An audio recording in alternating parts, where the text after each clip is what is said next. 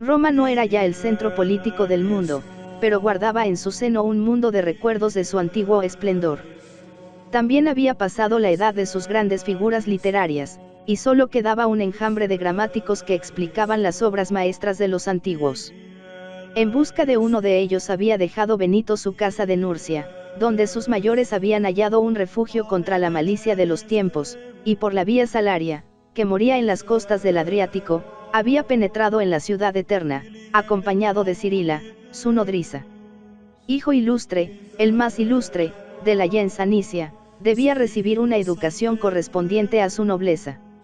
Pero bien pronto su espíritu claro y recto, con la rectitud que da una formación cristiana, y la que heredara de sus antepasados, los romanos de la República, se hastió de la charlatanería de los rectores, de aquella enseñanza vacía y peligrosa, que le repugnaba hasta el desprecio. Cuando escribía su regla, aquella regla saturada de erudición bíblica y patrística, no se acordará ni una sola vez de que un día estudió los clásicos. Pero también en su corazón fermenta una angustia desgarradora. Roma, la patria de un imperio universal, era ahora juguete de los bárbaros. La soldadesca contaminaba el foro y el campo de Marte, haciendo burla de los antiguos héroes. 13 años tendría Benito cuando los soldados de Teodorico se derramaron por sus calles y sus templos, hambrientos de botín. Como cristiano, sentía profundamente ver profanados aquellos lugares en que habían florecido las rosas del martirio. Como descendiente de la antigua nobleza, indignábase a la vista de aquellos bárbaros que hollaban sin respeto las viejas glorias romanas. Entonces empieza en su interior aquel drama que parece reflejado en el prólogo de su regla inmortal. El joven estudiante oye la voz de Dios en el momento de levantar su pie hacia la senda del mundo. ¿Quién es, de toda esta muchedumbre, el que ambiciona la vida y desea los días buenos? A la primera invitación sucede el primer esfuerzo. Despertemos, dice el adolescente, escuchemos esas palabras bíblicas que nos dicen, hora es ya de dejar el suelo. La voz se deja oír de nuevo y con más insistencia, si mis ecos llegan hoy hasta ti, no quieras cerrar tus oídos. Escucha lo que dice el Espíritu, ven, hijo, ten confianza en mí, yo te enseñaré a temer al Señor. Mientras brilla la luz, corre presuroso por el camino de la vida para que no te sorprendan las tinieblas de la muerte. La muerte. Impresión decisiva. Ella acababa de entrar en su casa para llevarse a su padre. Su faz enjuta y descarnada surge a cada momento ante su imaginación. Tened cada día la muerte suspendida ante los ojos, clamará más tarde a sus discípulos. Pero es, sobre todo, la muerte del alma la que le preocupa. Ya no vacila, se rinde exclamando, ¿qué hacer, Señor, para habitar en tu tabernáculo y descansar en tu santa montaña? Dios le responde, el camino es este, anda sin mancha, obra la justicia, que la verdad viva siempre en tu corazón, que tus manos estén libres del mal y tu lengua no conozca el engaño. La bondad había dicho la última palabra. Siguió la insinuación del maligno, certero espía de todas las buenas resoluciones, pero Benito, la arroja contra la piedra que es Cristo, y exclama, Gim aquí, el hombre a quien buscas soy yo, y como de una ascua, dice San Gregorio, retiró el pie que empezaba a escurrirse en la senda del mundo. Desde entonces, lo mismo que Abraham, queda constituido por Dios Padre de un gran pueblo, tan numeroso como las arenas del mar, porque como Abraham, tuvo el valor de salir de su tierra, de su casa, de su parentela, y de abandonar el brillante porvenir que le aguardaba tal vez, como a sus contemporáneos Boecio y Casiodoro, en la corte de los reyes. Guiado por el Evangelio, salió de Roma el joven patricio, y siguiendo la vía tiburtina, atravesó la campiña romana. A uno y otro lado iba dejando bellos monumentos, testigos del esplendor de sus antepasados, villas, mausoleos, templos, palacios. Luego tropezó con la corriente del Anio, rápida y brillante, y detrás, orgullosa, con sus casas de placer, perfumada de jardines, llena de recuerdos clásicos. Tívoli, la blanca Tibur, que ya conocía por las historias de Livio y los versos de Horacio. Ante ella, sus ansias de huir se renovaron. Pasó ligero. El paisaje aumenta en austeridad. Penetra el joven en un valle escoltado a uno y otro lado por las fuertes estribaciones de los Apeninos. En el centro corre el Anio, y, paralela a él, la vía Valeria. Benito la sigue intrépidamente. Deja a un lado algunas habitaciones dispersas, adosadas a la roca. Es la Laura de Vicovaro, donde más tarde estará a punto de morir envenenado por monjes que, después de haberse puesto bajo su obediencia, no podían sufrir su rigor. Los montes se hacen cada vez más altos y más salvajes, la línea del horizonte, más imponente y severa. Dejando atrás templos en ruinas, pórticos corintios y acueductos gigantescos, llegó el fugitivo a la aldea de Eufide, hoy Afile, acurrucada al socaire de una montaña. Allí hizo su primer milagro. A la puerta de la iglesia pudo ver San Gregorio Magno el tamiz prestado que rompió su nodriza, y que él restauró con el arte de la oración. Pero las alturas son su obsesión, y atraído por ellas, escaló un día la que dominaba aquel pueblecito que le había dado sencilla y cariñosa hospitalidad. Se encontraba en Subiaco. La severa magnificencia del desierto le fascinó. Ante sus ojos se abría un profundo valle, formado por dos montañas que se juntaban bruscamente en su base. Allá en el fondo saltaba el Anio en medio de una vegetación exuberante. Las cimas rocosas estaban desnudas, pero en las faldas, a uno y otro lado, extendíanse bosques impenetrables, y entre los árboles, restos de antiguas construcciones, baños, termas, diques que en otro tiempo habían recogido las aguas del río, y suntuosas moradas. Aquellos parajes fueron antaño testigos de las orgías de Nerón. Un día, en medio de una fiesta, cayó un rayo en la copa murrina del emperador y la hizo pedazos. Desde entonces, el déspota ya no se atrevió a poner el pie en su palacio de Sublaqueum. Hoy es inútil buscar allí recuerdos imperiales. Todo lo tiene la gloria de Benito. Se ve la gruta, el sacro espejo, donde el adolescente hizo penitencia durante 3 años, las piedras que fueron el incensario donde su alma se consumió como un precioso perfume, las espinas donde se revolcó para vencer el asalto más peligroso del enemigo, y, enriquecido de mármoles y bronces, adornado de mosaicos y de pinturas, enaltecido por el arte de todas las edades cristianas, el primer monasterio que construyó.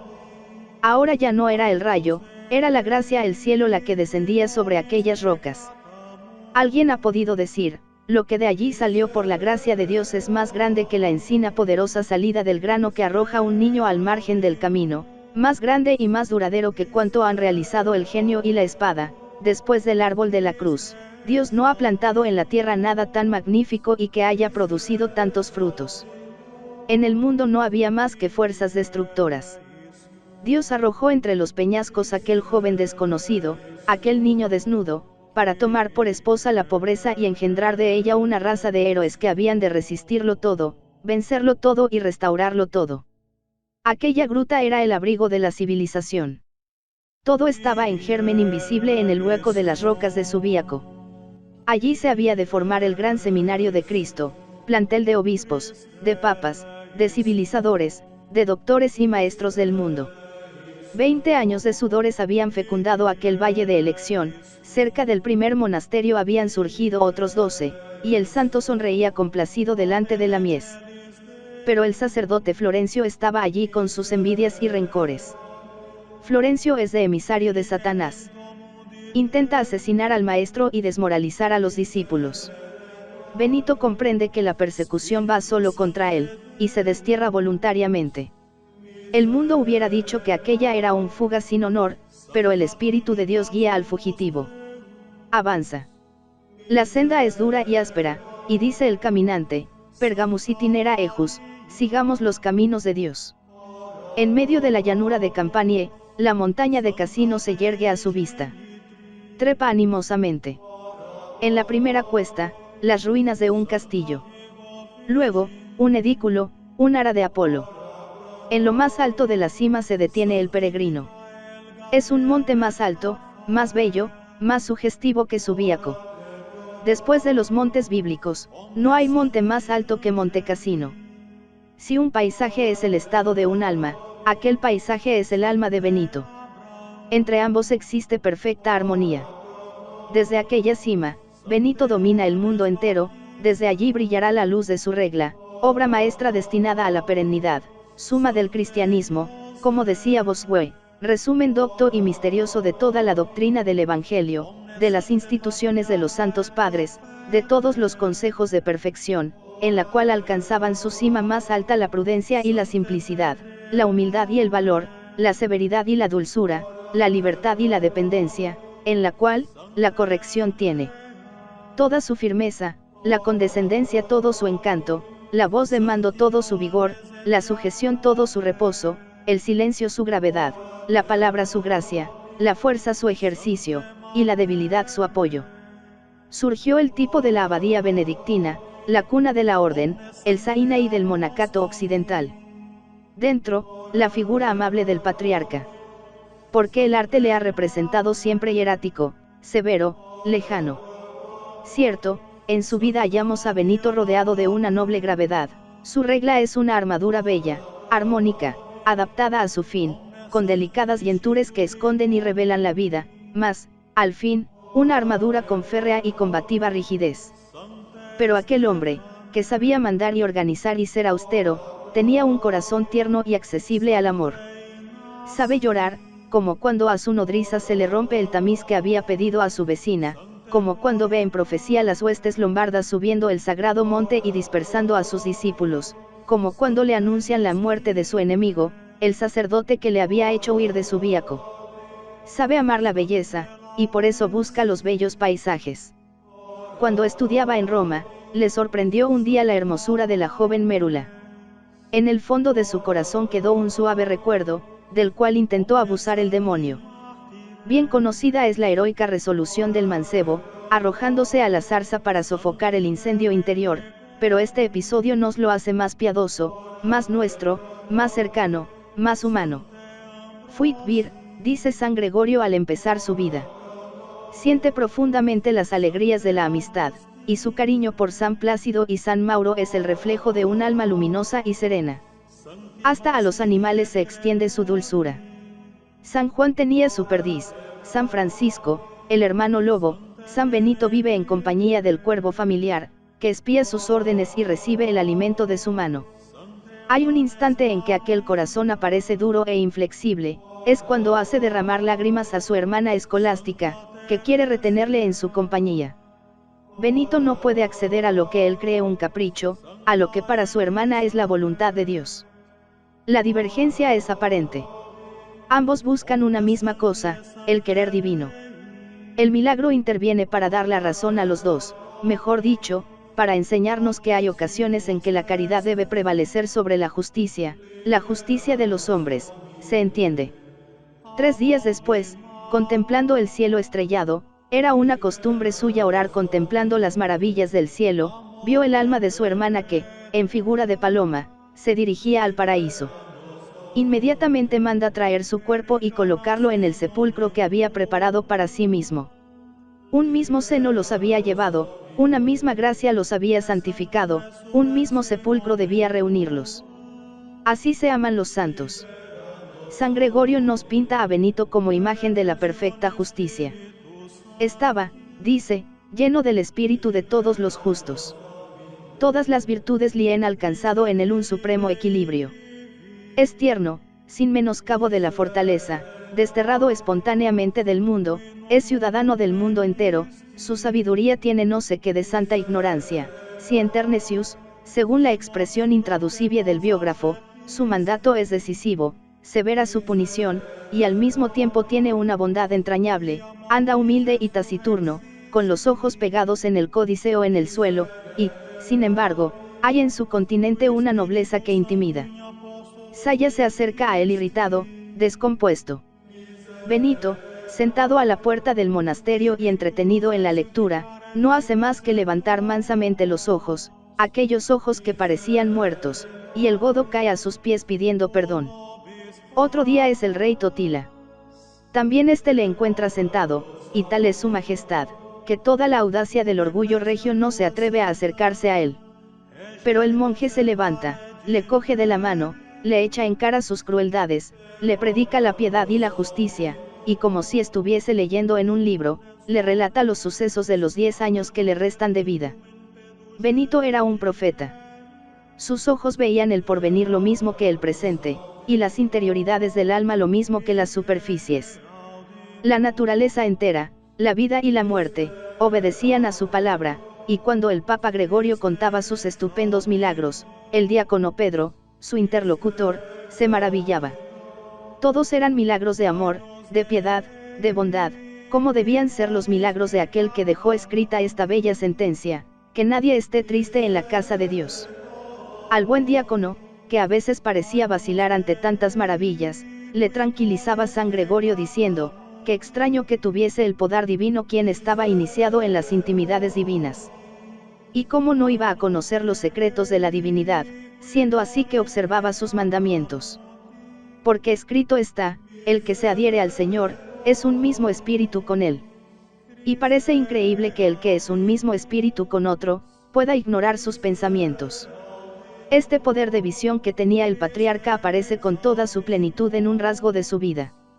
Estaba asomado a la ventana de su celda invocando al Dios Todopoderoso, y, de repente, en medio de las tinieblas, vio una luz que bajaba del cielo y disipaba la noche. Era más brillante que el día más claro. En esta visión pasó una cosa admirable, porque, según él mismo contaba, el mundo entero se presentó a sus ojos como condensado en un rayo de sol. ¿Y cómo el hombre puede ver todo el mundo en una sola mirada?, preguntamos nosotros con el discípulo de San Gregorio. Y el pontífice responde, para un alma que ve al Creador, toda criatura es muy pequeña. Ante la luz divina, lo que no es Dios se hace insignificante, porque con la claridad de la visión interior, el alma se dilata y eleva de tal manera en Dios, que llega a ser superior al universo, y viendo en su elevación lo que queda a sus pies, comprende la pequeñez de lo que antes no podía abarcar. Esta visión fugaz fue como un aprendizaje de la visión eterna, cuya proximidad había presentido en aquellos misteriosos reverberos. 6 días antes de su muerte mandó abrir su sepulcro. Acometióle a poco una fiebre que le hilenaba de angustia. Viendo que se debilitaba por instantes, hizo que le llevasen a la iglesia, y se dispuso a pasar a otra vida con la recepción del cuerpo y sangre de nuestro Señor. Después, apoyando los desfallecidos miembros en los brazos de sus discípulos, en pie, haciendo fervorosa oración y levantando las manos al cielo, entregó su último aliento. La muerte era digna de la vida. El amigo de Dios y de los hombres había recibido la corona, y alumbrado por la luz que nunca muere, volvía a ver el mundo en toda su miserable pequeñez, la tierra, las naciones, los reyes, la iglesia de Cristo, los conciliábulos de Belial, y en todas partes luchando, rezando, enseñando, pregonando el nombre de Dios, defendiendo la causa de la justicia, un ejército inmenso que pronunciaba su nombre, que vestía su misma cogulla, que tremolaba su regla como presagio seguro de victoria, aquella regla, la más perfecta, la más sabia, la más discreta, hermosa en su robustez católica, instrumento admirable de todos los siglos y de todos los climas, hecha para la acción, para la batalla, para el triunfo, para resistir todos los choques y ganar todos los laureles. Esa regla, que iba a inaugurar una nueva era para Europa, es el último peldaño en la escala de la legislación monástica, cuyos primeros esquemas aparecen en las soledades egipcias. La actitud del legislador es netamente tradicional. Recoge del pasado cuanto puede servir para su obra, desechando lo inútil, lo anticuado, lo perjudicial. Pero este respeto a la tradición no disminuye el valor de su originalidad, que hace de su regla un monumento de arte legislativo, notable a la vez por su perfección, por su simplicidad y adaptabilidad. Su intención no fue proponer una nueva teoría sobre la vida monástica, sino dar una ley para los monjes. Pero, al mismo tiempo que dispone, ordena y organiza, el legislador fija de una manera lapidaria los principios fundamentales que le guían, y con sus disposiciones más insignificantes acierta a entretejer una profunda doctrina espiritual. Todas tienen como base un principio, firmemente formulado, y de él toman gran parte de su valor. Recogiendo amorosamente el pasado, inclinándose respetuoso ante la tradición, el patriarca de los monjes occidentales acierta a imprimir en su obra todos los caracteres de la sabiduría romana, respeto al principio de autoridad, flexibilidad y facilidad de adaptación, claridad en las fórmulas y discreción en la explicación de las leyes. El afán del monje egipcio era establecer un récord en materia de ayunos, vigilias, oraciones y penitencias. San Benito no desprecia nada de esto, pero tampoco le da una importancia excesiva. Todo lo que tiene de condescendiente en estas cosas exteriores, lo tiene de inflexible en lo que su observación y experiencia le presentan como esencial de la vida religiosa: renuncia completa del yo, pobreza estricta, estabilidad, oración litúrgica, lección y trabajo. Tal vez él no pensó en el prodigioso desarrollo de su regla, pero puso en ella un rasgo genial de amplitud y universalidad que le permitirá aclimatarse en todos los países. 30 años después de su muerte, sus discípulos se establecían en Roma. San Gregorio Magno los envía a Inglaterra, de Inglaterra se derraman por las orillas del Rin y del Danubio. Al mismo tiempo, suplantan en Francia a los discípulos de San Columbano, y a principios del siglo X la regla de San Benito inspira a todos.